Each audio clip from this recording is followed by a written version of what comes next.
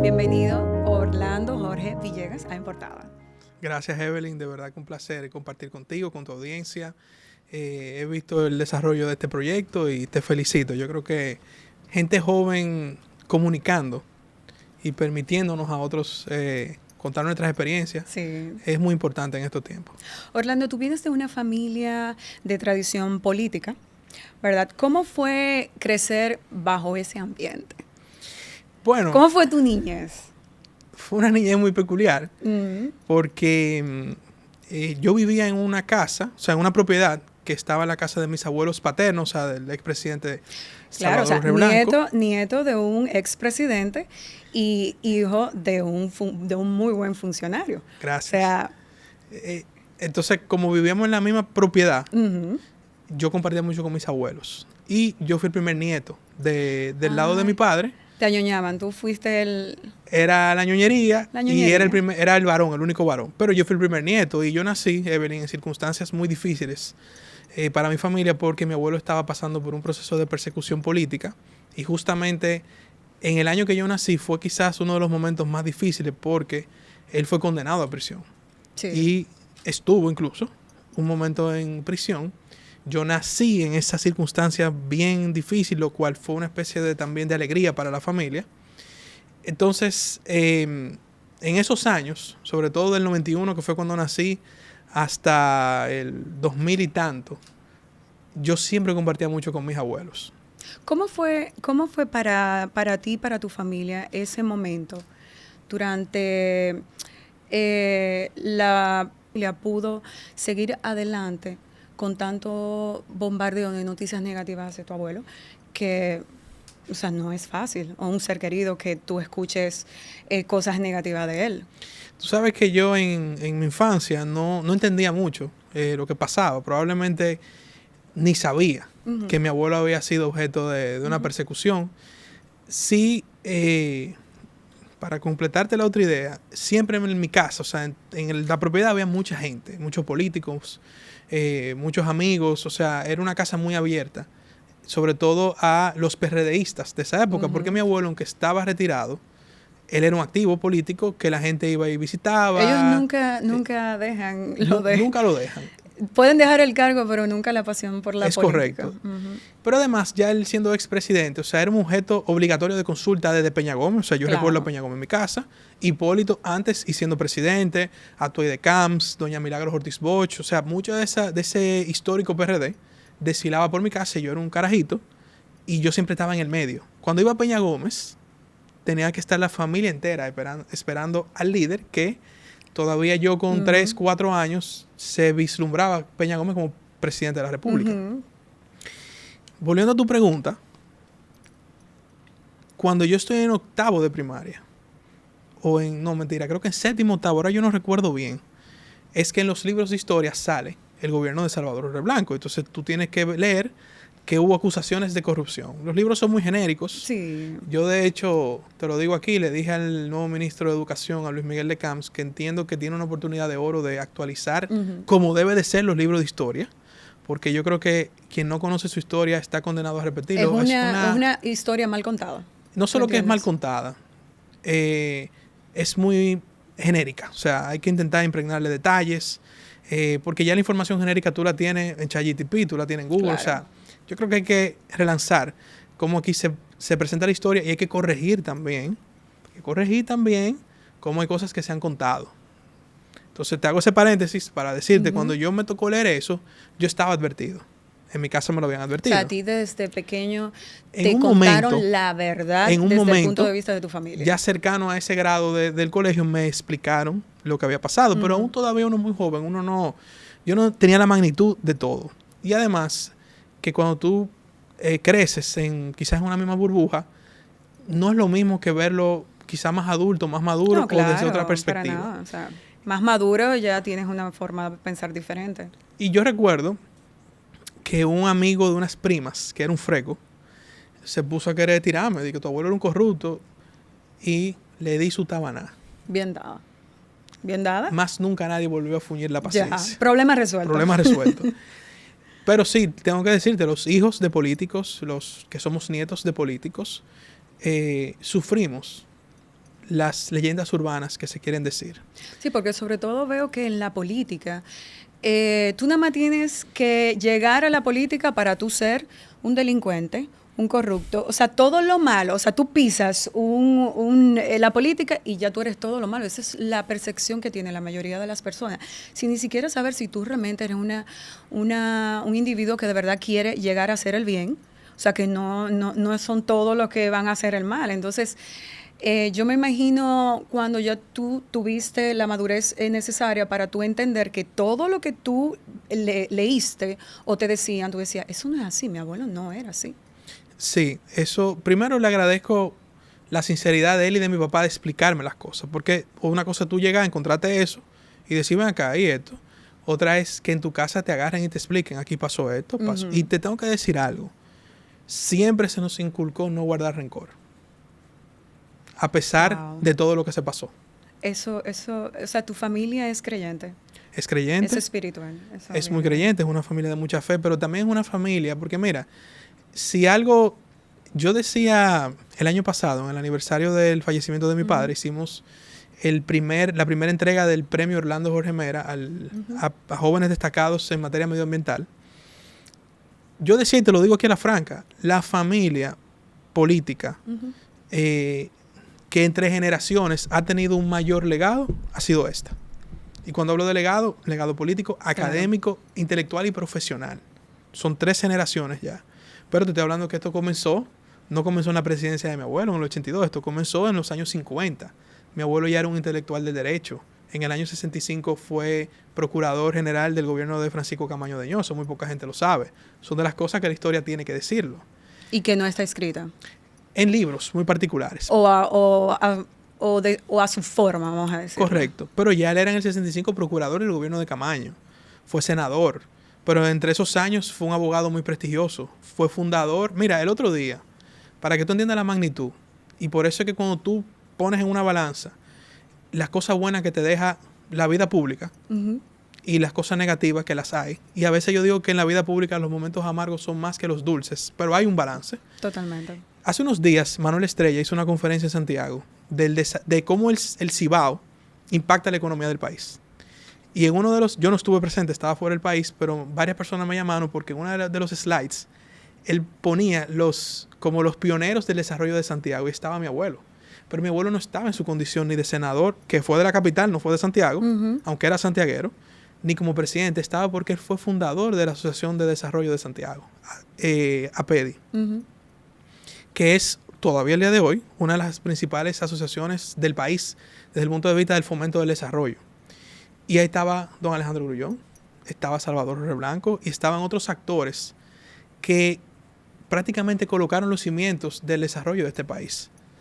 Desde el punto de vista del desarrollo económico, del desarrollo democrático. O sea, toda esa gente en sus diferentes profesiones crearon ese gremio o esa asociación y sus visiones se fueron proyectando de ahí. Entonces, por eso yo te digo que con mucho orgullo vengo de una familia que tiene años aportándole al país, fuera o dentro de un cargo. Luego es senador, luego es presidente. También tengo que decirte, y te invito, nunca lo he citado en una entrevista. Ay, qué bueno. Pero que lo busquen cuando tuve el honor, aunque no parezca, de defender a mi padre ante quien le quitó su vida en los tribunales. En mi discurso de cierre como parte creyente, yo hablé de la historia de esta familia. Desde los años 60 hasta ese día. Porque esta familia representa una visión, representa una idea. No es necesariamente un cuerpo, sino es una visión. Y todo lo que nosotros hemos hecho como familia, que ha implicado sacrificio, ha implicado tragedias. Que no ha sido fácil. Ha implicado muchas cosas. Es una visión y está registrado. Todo lo que nosotros hemos hecho para aportarle a este país. Y lo que seguimos haciendo. Entonces, cuando tú pones en una balanza, evidentemente, uno está lleno de orgullo en el sentido de se ha hecho un trabajo, se ha sufrido, pero hay resultados. Mi padre luego entra en la vida política, es presidente de Indotel. Creo que fue el primer presidente de Indotel, o sea, con el cargo de presidente, porque antes creo que tenía otro nombre. O por lo menos con la nueva ley de telecomunicaciones de ese entonces fue el primero en asumir la institución. Su legado está ahí, como presidente de Indotel. Pero después fue secretario general del PRD en el momento más difícil del PRD. Más difícil, en oposición, voy a usar un término un poco feo, pero bajeado, el PRD bajeado. Y construye el PRM. Y luego fue ministro de Medio Ambiente, y yo puedo decírtelo que en 2 años de gestión, casi 2 años, parecieron que fueron 6 años de todo lo que hizo. De todo lo que hizo, sí. No voy a hablarte de mi rol ya público como legislador, porque está ahí, puedo hablarte, pero lo que te digo, no voy a entrar en profundidad de las leyes, la ley que conseguí aprobar, las leyes que sometí, las iniciativas que pero hice. Entonces, o sea, lo que te quiero decir, para terminarte la idea, sí es verdad que uno ha vivido momentos difíciles, tragedias, situaciones, nos inculcaron nunca a guardar rencor y sobre todo siempre a buscar cómo aportarle a este país. Exacto. Eso es lo que esta familia ha hecho. No importa qué. Entonces, ¿tú sientes que tú tienes una presión, vamos a decir, de seguir el legado de tu abuelo y de tu padre? Yo no lo veo como una presión. El peso. Es un peso, porque es un peso histórico. Claro. Y eso hay que saberlo dimensionar. Por eso, y son personas que aportaron mucho al país. Por eso yo te digo que yo trato... Mira, yo leo mucho. Y últimamente he estado hasta leyendo libros que escribió mi abuelo. Porque es lo que te digo, cuando tú estás en una burbuja, tú a veces no aprecias tanto lo que tienes al lado, porque ya estás acostumbrado a tenerlo. Ahora, he encontrado unos libros de mi abuelo que tú lo lees y tú dices, o sea, aquí hay visión, aquí hay profundidad. Entonces ahora uno tiene eso en su historia, hay que de alguna manera seguir impulsándolo. Mi padre, su visión también. Yo tengo mi propia visión, pero claro, tú te nutres de esas visiones. Yo no lo veo como una presión, sí como una responsabilidad. Responsabilidad, exacto. Y a mí me gusta. O sea, para serte sincero, porque hay gente que quizás viene de familias de tradición política, empresarial, que no necesariamente siguen ese camino, y eso se respeta también. Pero a mí me gusta. Mi infancia tuvo que ver mucho con eso, como te decía. ¿Y cuándo entonces tú entendiste de que, mira, me gusta la política? Déjame ver qué tal con la política. Yo tuve varias fases. Varios llamados. Porque uno siempre está involucrado en política. Hubo una época que la verdad que tú me hablabas de política y yo no quería saber de ella. No, es que aunque tú no quisieras, tú estabas rodeado de política. Por eso te digo, uno siempre ha estado involucrado. Ahora, yo te diría que mi vida política ha tenido 2 fases. Una fase que fue muy a la par con mi carrera profesional en los medios. Y yo me enamoré más de la política por los medios que por la política, para que tú veas lo que es la vida. O sea, que quizá por la herencia política. Pero los medios te dan una perspectiva del país y la sociedad que por más que sea la política no te lo da. Porque tú lo ves desde otro ángulo. Sí, desde otra perspectiva. Entonces yo desde el 2010 hasta el 20, o sea, 10 años prácticamente. No, 9 años, porque en el 19 fue que inicié mis aspiraciones ya electivas. 9 años.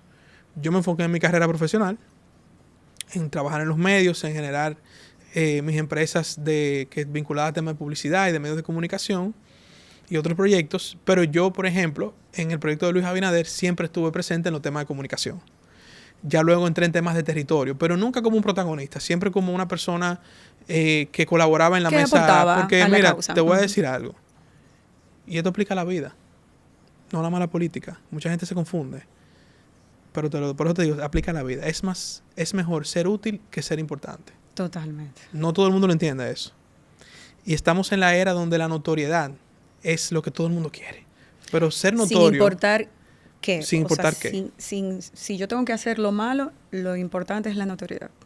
Actualmente. Pero lo más importante, o sea, lo más valioso es ser útil en la vida. Totalmente. Y la gente se pierde en eso. Entonces, yo siempre traté de ser útil, sin importar si tengo un cargo, si yo era director de comunicaciones de la campaña de Luis en el 16, por decirte algo, o era miembro de la... A mí no me importaba nada de eso.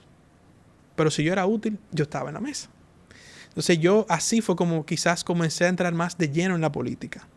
En el 2018, más o menos, ya sí me comienza a inquietar entrar de frente, o sea, ya aspirar a una posición electiva.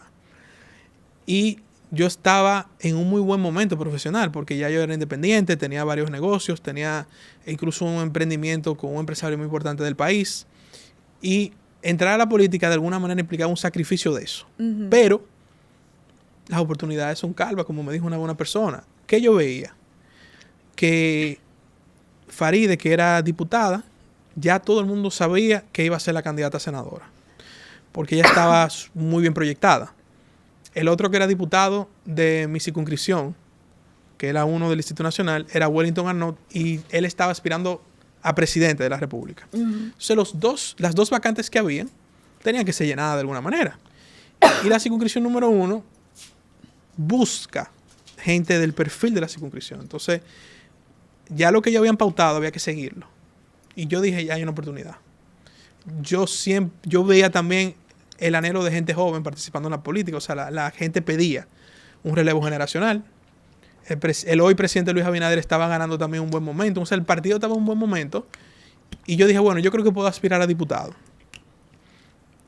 Ahí fue entonces que entra la segunda fase de mi relación con la política.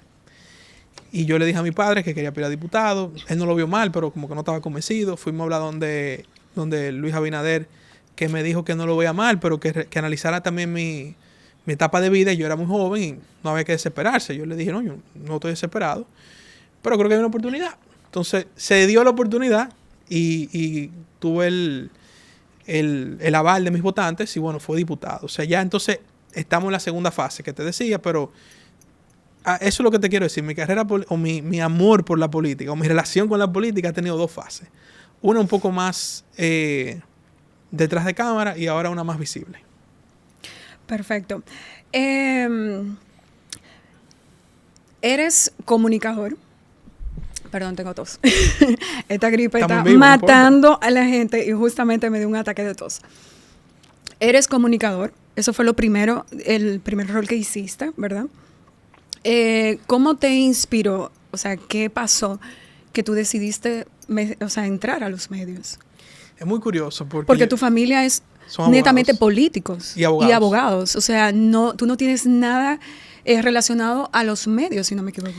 Bueno, ahí viene el tema. Yo vengo de una familia de abogados uh-huh. y políticos, pero profesionalmente de abogados. A mí la verdad que el derecho nunca me llamó la atención para ejercerlo. Siempre me ha llamado la atención estudiarlo. Creo que lo estudiaré algún día, pero más por conocimiento que propiamente por ejercerlo. Pero yo entendía, porque a uno lo forman como un heredero. Entonces, sí. Te toca la oficina de abogado, te toca esto. Te toca seguir el legado de la familia, así que ven. No, y que te dicen algo que es verdad. O sea, hay una oficina ahí. ¿Qué tú vas a hacer? ¿Se la va a dejar a otra gente o va a dejar que se acabe? Entonces, yo siempre, fuera de... algunos amigos le he hecho la anécdota que a mí me pusieron en la Alianza Francesa muy joven. Y yo odiaba ir a la Alianza Francesa. Pero no por la alianza. ¿No te gustaba el francés? Ay, yo amaba el francés. Ya ahora no ves la cosa diferente, pero en esa época... Tú no estabas en eso. Era como que yo iba para el colegio, entonces en la tarde la alianza, cosas de muchachos. Pero se supone que era porque yo iba a ser abogado. Entonces en mi casa, tú tienes que aprender francés temprano, para que cuando llegue a la universidad, no tengo la información exacta, pero creo que hay varios cursos de francés en la carrera de Derecho, como que para que tú no tengas que coger lo primero, ya tú caigas en uno más avanzado. Uh-huh. Esa era más o menos la idea. Y yo por dentro decía, qué vaina, yo no quiero ser abogado. Pero está bien, voy a coger mi clase de francés, no hay problema. En un momento... Sí, porque es obligatorio. En un momento... Es obligatorio saber francés, porque no... Es obligado. Por el código... ¿Qué pasa? En un momento, yo siempre todavía me gustan mucho los deportes. Me gusta el deporte como deporte, pero me gusta el deporte como negocio de entretenimiento. Uh-huh. Y en el 2005-2006... yo compré mi primer libro, uh-huh. de que por voluntad propia, que era Moneyball. El libro que habla, que hay una película de eso con Brad Pitt, que habla de la historia de cómo los Atléticos de Oakland se reinventaron usando lo que le llaman la sabermetría, o sea, data, lo que hoy conocemos como Big Data, por decirlo de alguna uh-huh. manera. En pelota se comenzó a aplicar y ese libro lo explica muy bien. Entonces yo lo que quería, yo en ese momento, o sea, hace 20 años te estoy hablando, en mi cabeza yo voy a estudiar Derecho porque es obligado, pero yo voy a hacer una maestría en gerencia deportiva y yo me voy a meter a trabajar con un equipo de pelota y yo voy a ser dueño de equipo de pelota. Esa era mi visión hace 20 años. Eso era lo que tú creías. Lo que yo creía. Pero la vida te dio una no te descarto la segunda, todavía. La de operar un equipo de deportivo, no te lo descarto eso. Mi papá sale del gobierno de Hipólito y monta un programa de televisión que hasta el día de hoy existe, yo lo dirijo, que es Líderes. Uh-huh. Y yo iba los viernes, me mandaban a buscar al colegio y me llevaban a grabar con él a Color Visión. Entonces, no es como ahora. Por ejemplo, aquí estamos en un set de un podcast que uh-huh. es un set moderno, pero es sencillo. O sea, tú ibas, un carajito yo tenía creo que 14 años, 13 años, no me acuerdo bien, y yo veía a mi papá que lo que es abogado, que lo que es político, en un set del tamaño de este edificio, con 500 luces, 10 tramoyas, 4 camarógrafos, un tipo un micrófono diciendo, vamos a grabar ahora. ¿Y eso te enamoró? No, yo decía, pero ven acá, esto sí está ápero. O sea, eso es lo que yo decía, esto sí está ápero. Entonces, como también la tecnología siempre me gustaba, uh-huh. me gusta, pero en esa época también yo tenía la última computadora que había salido. Yo me acuerdo que en mi colegio, o sea, yo en segundo de bachillerato, yo tenía una Palm. ¿Se acuerdan de ese celular? Pero claro. Yo tenía una. Y yo era el único de mi curso. Yo lo puedo decir ahora ya, porque ya no hay colegio, ya no hay nada. Que yo entraba en MSN Messenger estando en el curso. Todo el mundo esperando llegar a su casa para chatear. Y yo ya chateaba en mi celular. O sea, yo siempre me ha gustado eso. Entonces, ese vínculo con la tecnología, con el entretenimiento, y luego ya viendo a mi papá con los medios, me provocó estudiar comunicación social. Yo soy una persona que muy comunicativa, o sea, siempre me ha gustado. Me gusta el tema de la información. Y creo que eso fue generando eso. Y al final eso fue lo que quise estudiar. Y bueno, esa es mi carrera. Y lo haces bien. Entonces, comunicador, político, ¿cuál de esos roles tú disfrutas más? Qué pregunta. Y hablando la verdad. No, claro. No importa. Claro. Es una pregunta complicada porque... Yo sé que son dos mundos diferentes, pero... Pero son muy son muy cercanos. Sí. Mira. Me pusiste una pregunta complicada ahí, de verdad. Porque es que... La verdad es que, mira, el rol... Yo creo que en la... Déjame arreglártela. Dime lo que tú amas de la comunicación y lo que amas de la política. Te la arreglé. No, tú me la arreglaste, pero yo te voy a dar la respuesta de lado. Yo creo que en la etapa de vida en la que estoy, la política es mi pasión número 1. Sin embargo, la comunicación sigue siendo mi eje transversal. O sea, yo estoy en política, pero sigo haciendo comunicación. Uh-huh. O sea, yo tengo mi podcast, tengo medios de comunicación que operan bajo una empresa nuestra. O sea, yo nunca he dejado la comunicación, ni nunca la dejaré. Pero en este momento, la política, como nos hemos abierto espacio los jóvenes, las nuevas generaciones, evidentemente... Sí, de eso vamos a hablar, de la nueva generación de jóvenes políticos. Creo que estamos en un momento de estar presentes. Uh-huh. Entonces, claro, por eso creo que en este momento hay una prioridad hacia la política. Por eso la respuesta es difícil a la pregunta. Ahora, ¿qué amo más de una y de otra? Bueno, yo creo que de la comunicación, lo que yo más amo es precisamente el poder entrar en contacto con las personas por las diferentes vías que hoy se hacen, por mi programa, por otros medios de comunicación, por este tipo de plataformas como la tuya. Por las redes sociales. O sea, yo creo que ya hoy día el estar comunicado... Uh-huh. Es algo esencial en este mundo y yo disfruto eso, o sea, me encanta, eso me gusta. Y de la política, mira, la política, como tú decías al inicio, la gente juzga a veces a los políticos y es un gran error del ser humano, que es generalizar. Eso es uh-huh. de los peores errores que el ser humano puede cometer. Y más en la política se juzga muchísimo. Y te voy a decir algo, aunque los políticos ahora comunicamos casi todo lo que hacemos, yo te puedo decir la verdad, no es ni el 90% de lo que hacemos, lo que se comunica. Entonces, yo disfruto desde ir a un barrio, identificar una necesidad, llamar al funcionario y ponte tú que sea una cancha que hay que arreglarla. Llevar al funcionario correspondiente, arreglar la cancha e inaugurarla, eso para mí no tiene precio. Como también disfruto poder participar de mesas de discusión de temas importantes del país. Uh-huh. Porque al final... De eso se trata la política, de estar empoderado para hacer cambios y tomar decisiones. Te puse 2 ejemplos, uno territorial y uno ya en el marco de políticas públicas y de temas, vamos a decir, de gran escala. Yo creo que esas son de la política una gran pasión. En política, tú estás en contacto diariamente con mucha gente. Lo que sí, el político nunca debe de perder la perspectiva de la realidad. Es el grave error de un político. O sea, por más que tú tengas el poder, estés en la oposición, tú no puedes perder contacto con la realidad. Y ese es el error de la gran mayoría de los políticos. Ese y desesperarse. El político que se desespera, jaque mate. Pierde. Jaque mate. Todo tiene su tiempo. Lo que tú tienes que trabajar. Es real lo que dicen algunas personas, que la política es muy incierta. Sí. O sea, tú puedes hoy creer algo que puede suceder y mañana no sucede así, sucede totalmente lo inverso. En política nada es 100% seguro. Es muy cambiante. Ni 2 más 2 es igual a 4 en política. Es muy cambiante, sobre todo en estos tiempos convulsos del mundo. Uh-huh. Yo recuerdo, mira, cuando yo comencé otra vez yo hubo una época en mi vida que viví fuera del país. Y cuando vuelvo en el 2010, con mi papá comienzo a entrar poco a poco a la política. Y en ese momento, tú salías a la calle y todo el mundo decía que el próximo presidente de este país se llamaba Miguel Vargas Maldonado. Tú se lo preguntabas al paletero, al frutero, al mesero de un restaurante, al ejecutivo de un banco, a los PLDistas de ese momento.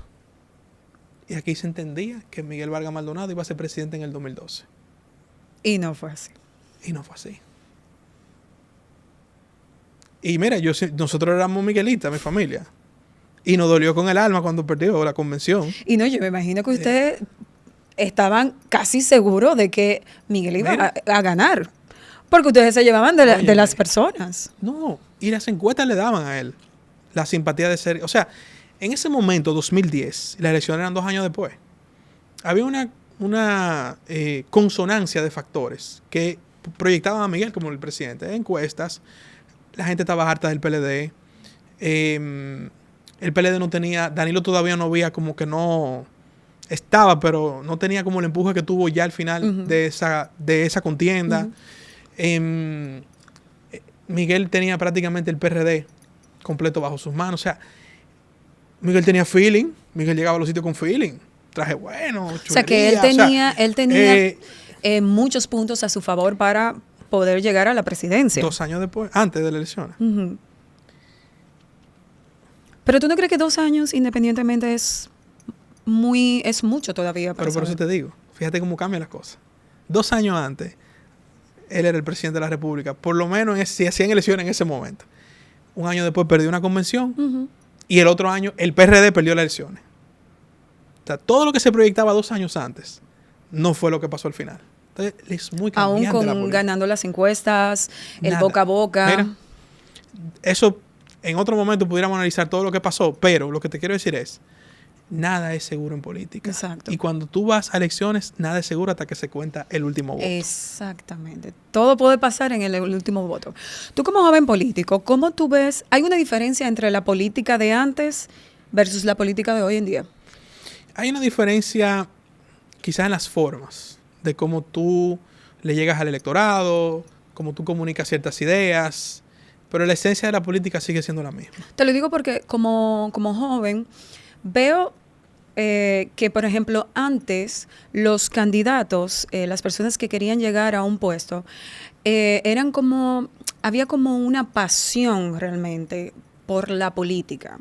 Actualmente, a veces veo que simplemente lo que quieren es llegar. No importa si no tienen conocimiento de ciencias políticas, si tienen todo un legado de cosas que han hecho durante la política. Veo mucho que, por ejemplo, hoy en día cualquiera quiere ser político. Y yo entiendo que, aunque en la Constitución dice que usted nada más tiene que ser dominicano, ¿verdad?, para ser político. O sea, si yo quiero, yo puedo llegar a ser presidenta, pero yo entiendo que deben de haber unos factores importantes para tú querer ser candidato. Tú acabas de tratar un tema bien interesante. ¿Por qué? el ser joven no quiere Porque decir vamos a hablar serio. Es que hay gente que no deberían de estar aspirando a candidato. Es que no, de verdad, no. Pero bueno. Mira, tú ser joven no quiere decir que tú vayas a ser un buen político. Ni ser joven quiere decir que sea la condición para tú llegar a un cargo electivo. Sí es verdad que hay un atractivo hacia los jóvenes que hacen vida política. Pero esto acaba de ser algo importante. Y a mí me preocupa como generación joven y el que viene atrás. O sea, que hay mucha gente joven que ha llegado a posiciones y da vergüenza. Porque llegan porque las elecciones tienen un componente emotivo. Y emotivamente, quizás los jóvenes saben conectar más con la propia juventud, con otros sectores. Pero a la hora de tú tener cargo, dan vergüenza. No hay propuestas, no hay ideas. Bluff, es un bluff. Claro, porque creen que eso es fácil. Es un bluff. Entonces, a mí me preocupa porque eso perjudica a nuestra generación. O sea, Totalmente. Lo que estamos haciendo política, y mira, te lo digo francamente, consciente. Lo que ya hemos llegado a una posición y hemos dado resultados, te lo digo a la franca, hemos dado resultados, nos afecta que otras figuras de nuestra generación, sean un bluff. Bueno, pero esa es la democracia, es verdad. Esta es la sociedad, es verdad. Y también hay otro componente importante, que es que el político se ha vuelto un aspiracional en la sociedad dominicana. No por buenas razones. O sea, la gente entiende, por eso vuelvo al tema de generalizar. O sea, la gente entiende que si yo soy político voy a ser exitoso económicamente, voy a manejar poder. Vas a salir millonario. Eso no es así. Eso no es así. Pero hay una generalización. Hay quizás también un exceso de notoriedad de una clase política que está en eventos, está en restaurantes, está en fin. Y la gente entiende que porque ahora hay más visibilidad, entonces eso es porque él es político. No es así. Hay gente que tiene comido toda su vida en restaurantes y son políticos. Hay gente que tiene una jipeta toda su vida y son políticos. Sí. Hay gente que, o sea... Pero y hay políticos que son ricos desde nacimiento y todo lo que tienen hoy en día es por su familia y creen que es simplemente porque llegó al cargo y ya. Hay gente, como tú dijiste, hay gente que vienen de familias empresariales que se meten a política y al revés pierden su fortuna en la política. O sea, hay una distorsión de lo que es ser político. Ser político no es ser más chulo. Es verdad que eso te ayuda a ganar. Fíjate que no estoy mezclando el proceso electoral con la realidad final de ser político. Ser político no es tener una jipeta y un asistente y un guaremate. Ser político no es comer en los restaurantes todos los días. O sea, hay una distorsión aquí, sobre todo en algunas generaciones, de lo que es ser político. Ser político es ser Luis Abinader. Luis Abinader llegó a ser presidente. ¿Sabes por qué llegó Luis Abinader a ser presidente? Porque comió mucha M. Sí, porque nada más ven la parte bonita de ser político, que tal vez te da estatus, te da fama, te da poder, pero no ven todo lo detrás de cámara, todo lo que tiene que aguantar, que pasar para llegar al cargo. Ser porque político, eso no se viraliza. Lo malo no se viraliza. O sea, la lucha, el esfuerzo que hace cada candidato, eso no se viraliza. Se viraliza cuando compra una jipeta o cuando tiene una jipeta. El morbo, se viraliza el morbo. El morbo. Pero Luis Abinader duró prácticamente 10 años para ser presidente. Sí. Te hablé de Danilo ahorita. O sea, en el 2010, Danilo, a mí me dicen, amigos del PLD, que tú querías ver a Danilo y él decía, ¿dónde tú estás? Que yo voy a donde ti. Sí, me dicen que él era muy asequible. Pero que no tenía ni siquiera el aura de que iba a llegar en el 2012.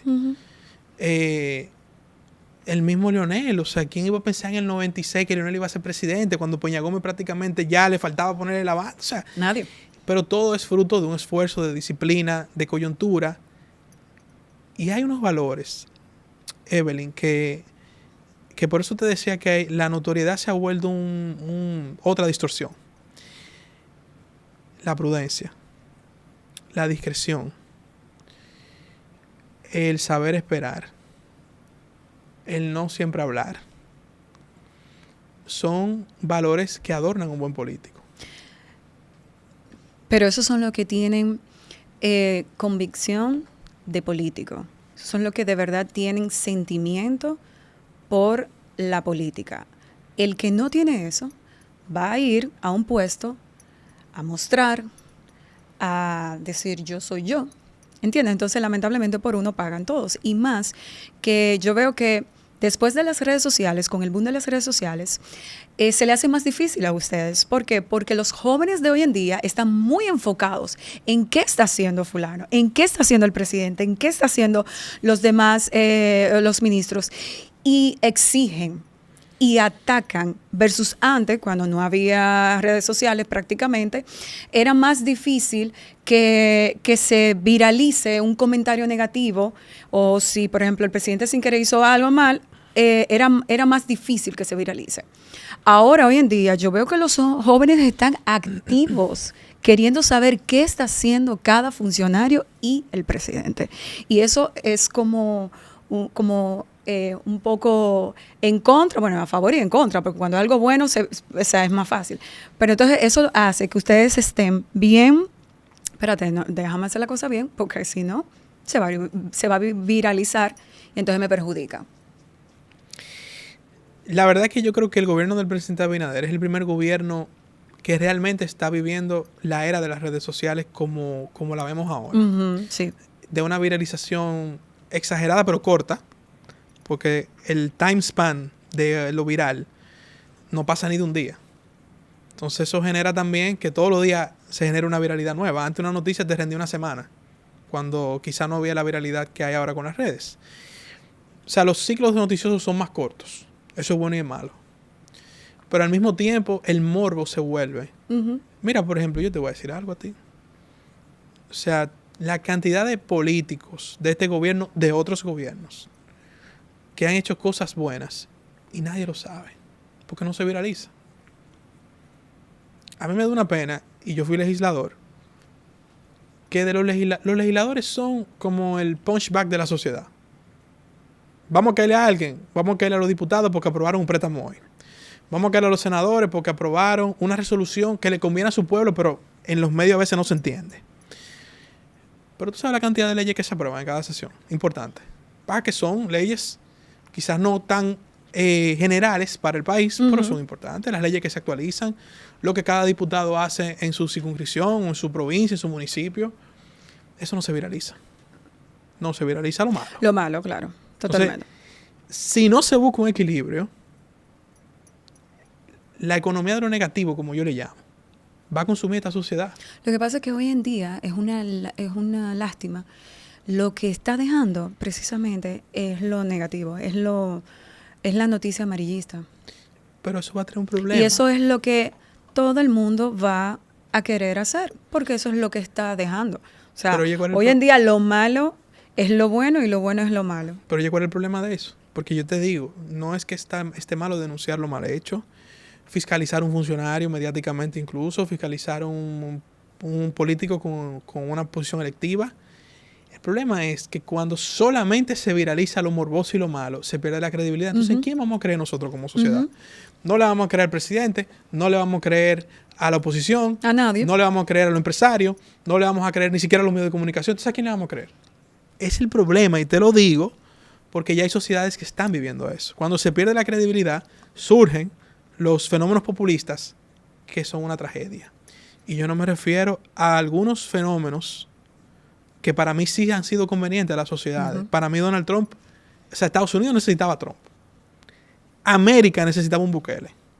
Y Argentina necesitaba un Milei. Pero en otros lugares, tú tienes a un Nicolás Maduro, a un Gustavo Petro, que son un desastre. ¿Pero por qué? Porque se perdió la credibilidad. Decidimos no creer en nadie con algún nivel de credibilidad y pusimos entonces me voy a ahorrar el adjetivo, a gobernar. Nosotros no podemos caer en eso en este país. Mira, como joven político, si hay algo que yo de verdad me gusta y admiro mucho del PRM es que para mí, bueno, es el partido político que más jóvenes tiene actualmente en cargos. Y yo entiendo que se debe de hacer una transición generacional ya. ¿Tú entiendes que ya es hora de que los demás partidos, que todavía la mayoría de su gente son personas que ya tienen 20, 25, 30, 40 años en el partido y no le permite a los jóvenes tener posiciones altas? Porque ya hay toda una nueva generación que no va a entender, por ejemplo, un candidato con 60, 70 años y no es por menospreciarlo, pero yo creo que debe de haber un cambio generacional ya. Mira, yo creo que el PRM dio ese primer paso. Totalmente. Lo dio en el 2016, cuando en ese momento, te mencioné a Faride, llegó a ser diputada, José Ignacio Paliza llegó a ser senador, Wellington fue diputado, David Collado fue alcalde. O sea, nosotros dimos el primer paso de un relevo generacional. En el 20 el relevo se fortaleció, porque me incluyo, llegamos gente como yo a ser diputado, el presidente llegó a ser presidente, que era de otra generación, hay funcionarios de diferentes generaciones, hay alcaldes, senadores de diferentes generaciones. En el 24, el partido promovió de alguna manera también que se mantuviera la renovación, pero en el 28 es obligatorio que el PRM proyecte aún más su renovación en la boleta de los diferentes cargos electivos. A presidente será un caso particular, pero a senadores, alcaldes, diputados y regidores. Porque, así mismo como te decía que los ciclos noticiosos son cortos, los ciclos políticos, aunque no parezcan, son más cortos ahora. Y también los gobiernos necesitan refrescar. Y totalmente, es que a medida que va cambiando una generación, te va exigiendo. ¿Cuál fue el fracaso del PLD? Es verdad que murieron de éxito, pero no promovieron el relevo. Para nada. El PLD nunca promovió el relevo. Quizá al final tuviste un Juan Ariel Jiménez, ministro de Economía, y ponte 1, 2, 3 casos, pero no era la mayoría. Fracasaron. No voy a entrar a hablar de otro partido. Ahora, el PRM. Tienen que entender que este electorado también quiere caras diferentes. O sea, porque entendieron. Lo entendimos un momento, pero yo lo que te digo. Pero lo entendieron desde el inicio. Pero lo entendimos en oposición. Tenemos que entenderlo ahora también. Ahora en el poder, de cara al 28, tú tienes que presentar, por ejemplo, en la plaza de la capital, tú tienes que llevar gente de una nueva generación porque la gente te lo pide. La gente lo pide. Y mira, más que un tema de edad, porque yo no lo veo tanto como un tema de lo que te decía ahorita, o sea, ser joven de edad no te da la condición de ser un político exitoso ni un político meritorio. Es un tema de la visión que hay, de algo diferente. Los partidos en el poder tienen que regenerarse para mantenerse, porque si se estancan, le pasa lo que le pasó al PLD. Lo que le ha pasado a otros. Así es. Cuando tú no estás frente a una cámara o en el ámbito político, ¿qué tú haces para como olvidarte de todo el trabajo, el estrés? O sea, ¿qué te gusta hacer? ¿Qué te divierte? Mira, o sea, lo primero es que como creo que yo, todo ser humano, ¿verdad? Y lo mismo político, todos tenemos hobbies o actividades de ocio. Claro. Yo, por ejemplo, juego tenis varias veces a la semana. ¿No juegas pádel? No. Al revés, no, porque ahora todo el mundo está jugando pádel. Estoy feliz porque donde juego tenis hay canchas de pádel, entonces todo el mundo cogió por el pádel. Y tenemos pero un espacio para la cancha de tenis. Me dice que los jugadores de tenis le tienen como su cosita a lo de pádel. No, porque no reconocen, no quieren reconocer al pádel. No. Es verdad. Al revés, yo lo reconozco, pero a mí me gusta más el tenis. Es más completo, ¿no? Es más completo. Tú te mueves más. Aunque el pádel tú te mueves, pero aquí o sea, hay temas técnicos, vamos a decirlo así, que tú te mueves más, pero a mí me gusta más el tenis. O sea, me gusta más mi raqueta y mi pelota de tenis. El pádel yo lo respeto, lo promuevo, pero te digo, me gusta mucho los deportes. O sea, tú no eres de lo que dicen, ay, otro padelista más. No. Yo creo que el pádel está agotando un auge de crecimiento y tú vas a ver en un par de años que se va a mantener, pero como todos los deportes, como todo aquí disminuye, es va moda. a surgir otra cosa.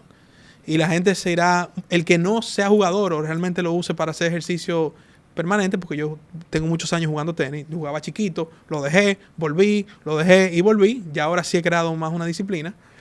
El pádel también va a pasar lo mismo, eso es normal. Ahora mis días de jugar tenis son sagrados, eso es sagrado. O Eso es una rutina, un ritual. Sí, porque yo me imagino que entre tanto trabajo, entre tantos compromisos, ustedes tienen que tener algo como algo de escape, como que tú te envuelves en ese mundo y te olvidas de todos los problemas, porque déjame decirle algo. Yo admiro a los políticos, porque yo no podría estar que cada paso que yo dé, ahí estén personas, ay, que mira, necesito, oye, o sea, hay que querer la política, de verdad. Es una vocación. El que no hay lo que ve quererla. Así, el que no ve la política como una vocación, no puede ser político. Y eso es que tú tienes que estar, no 24/7, pero te lleva mucho tiempo. Por ejemplo, yo sé que tú estás casado, tienes o sea, eres padre, y eso te afecta de una u otra forma tu poder compartir tanto tiempo con tu familia. O sea que... Tiene sus sacrificios. Tiene sus sacrificios. Cuando la familia te lo reconoce, te da aún más coraje de continuar. Y ahora que tú mencionas eso, por ejemplo, yo paso mucho tiempo con mi hijo. O sea, es algo de las actividades que hago también de... ¿Cómo te cambió la vida después de un hijo? Mira, yo se lo decía el otro día a un amigo que estaba en mi oficina. Yo le decía, me voy a comer a mi casa porque quiero ver al niño. Porque yo llego de noche tarde, entonces no lo veo antes de dormir, salvo que algún día llegue más temprano. Es algo, todo el mundo me lo decía, tú no lo vas a entender hasta que tú no lo sientas. Ay, sí, eso es lo que dicen. Pero es verdad, mira, o sea, pero de verdad, ese parece amor, una frase como tonta. Ese amor nace en el momento en que tú recibes al bebé. Es un amor inexplicable, eso es lo que más dicen. Es una cosa increíble. Y la etapa, por ejemplo, que está mi hijo, una chulería. Porque tiene 1 año y pico, entonces ahora comenzó a caminar, ya va diciendo palabras, le encanta jugar, o sea, es un niño muy activo. Y yo disfruto ir a jugar con mi hijo, a tirarme en el piso, a caerle atrás, a meterme con él en un corral a jugar. O sea, sacarlo. Por ejemplo, cuando a veces voy a jugar tenis, yo me lo llevo. Hay áreas de niños, y yo me lo llevo. Es algo de verdad que no solo te cambia la vida, pero te la pone más en perspectiva. ¿Qué valores, tú piensas más las cosas. ¿Qué valores de los que tu padre te inculcó tú se lo estás haciendo a tu hijo? Mira, él, aunque está muy pequeño, tú lo vas formando desde pequeño. O sea, claro, desde bien pequeño. Por ejemplo, yo creo que una de las cosas que tanto su madre como yo le estamos inculcando es un nivel de disciplina. Yo te reconozco que a mí me intentaron disciplinar, pero yo no era el más disciplinado. Ahora reconozco el valor de la disciplina. Tú eres rebelde. Sí, y también como que yo siempre soy una persona, o era más, yo doy resultados. O sea, yo te voy a sacar buena nota, pero no me pidas déjame hacerlo a mi manera. No me pidas que me levante la cena. Tú eras de decirle, mira, eso es lo que tú quieres, pero déjame hacerlo a mi manera, que esa es la única forma que yo puedo funcionar. Yo no me levantaba temprano para el colegio. Yo llegaba siempre cerrando la puerta. O sea, en el mismo colegio, yo tenía temas de acelere, de conducta. Yo siempre fui buen estudiante de nota, full. No era muy bueno en conducta. Entonces, después, en la universidad, lo mismo. Y después en el trabajo, en algunos trabajos, lo mismo. O sea, no me pidas que llegue temprano, yo voy a llegar y voy a hacer trabajo. Entonces, pero tengo que reconocerte. Tú eres igual que yo en un sentido. A mí no me gusta que me pongan como una estructura, sino que me dejen fluir. Yo no soy o no era una persona tan estructurada. Pero mira lo que es la vida. Después que tú tienes una familia, después que tú tienes negocios, después que tú comienzas una carrera política, el que no se estructura va a fracasar. Y el que no tiene un nivel de disciplina va a fracasar. Entonces, por ejemplo, con Salvador, mi hijo, se le está inculcando ciertas rutinas para que él vaya adquiriendo una disciplina. Pero también, por ejemplo, nosotros le hablamos mucho para que él vaya entendiendo cosas, porque aunque no parezca, los niños entienden. Pero me dicen que sienten, o no sé si que sienten o ya lo tienen pendiente desde la barriga, o sea, saben. Todo eso es verdad, la voz de sus padres, las emociones de su madre, o sea que por sí, ejemplo, puede ser.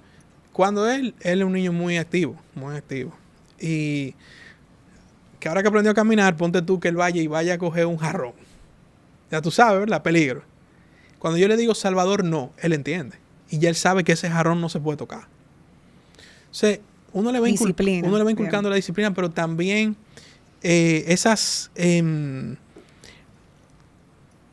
orden estructural, mental, porque desde niño es importante. Y yo lo que al final quisiera que mis hijos, Salvador, viene Santiago de camino ahora, no sé si tendré otro, pero en fin, mis hijos puedan ser no solamente hijos, sino ciudadanos que le aporten a su país, pero que tengan algún nivel de estructura mental y de conocimiento real del mundo. O sea, tú sabes que antes los padres de nosotros no te hablaban de todo. No, para nada. Ahora tú tienes que hablarle de todo. Para nada. Tienes que hablarle de todo y explicarle las cosas como son, sin mucho rodeo y sin mucha vuelta. Porque el mundo de hoy en día no es el mismo de antes. Sí tienes que guiarlo y tienes que advertirles muchas cosas. Muchas. Que antes no existían. Tú y yo probablemente, y muchos de los que están aquí, aprendimos, muchos no, aquí hay ya una generación más joven, pero otros quizás, aprendimos muchas cosas viendo televisión, en el colegio, con los panas, con la etcétera. La vida, los tropiezos de la vida. Sí, totalmente. Yo creo que ya ahora a los hijos uno tiene que hablarle lo más claro posible. Sin miedo, sin tabú. Pero que también era la generación de los padres de nosotros, que no le enseñaron precisamente a hablar de temas, de algunos temas, ya sea por tabú o porque como que no, porque si le hablo de esto, entonces lo va a hacer. Pero la generación ya de nosotros sí, o sea, si uno tiene que hablar de lo que sea, uno va y habla, o sea, uno tiene mucho más facilidad, menos tabúes. Yo creo que eso hay que hacerlo, pienso hacerlo con mis hijos. Bien. Y les inculcaré valores que a mí me lo inculcaron y creo que no los entendí a tiempo. En la misma paciencia, la misma prudencia. Yo creo que yo buscaré la manera de que mis hijos lo entiendan a una temprana edad. Perfecto. Dime las cosas negativas de la política. El trago amargo. Deslealtades, traiciones, falta de compromiso.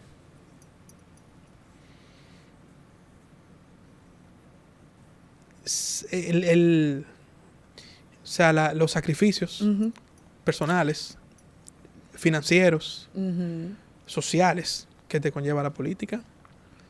Yo te diría que más o menos por ahí andan.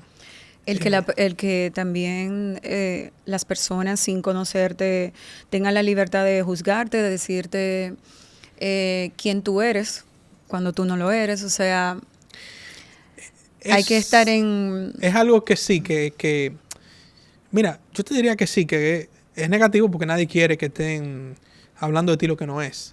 Pero te decía ahorita que el que no tiene vocación política no debe ser político.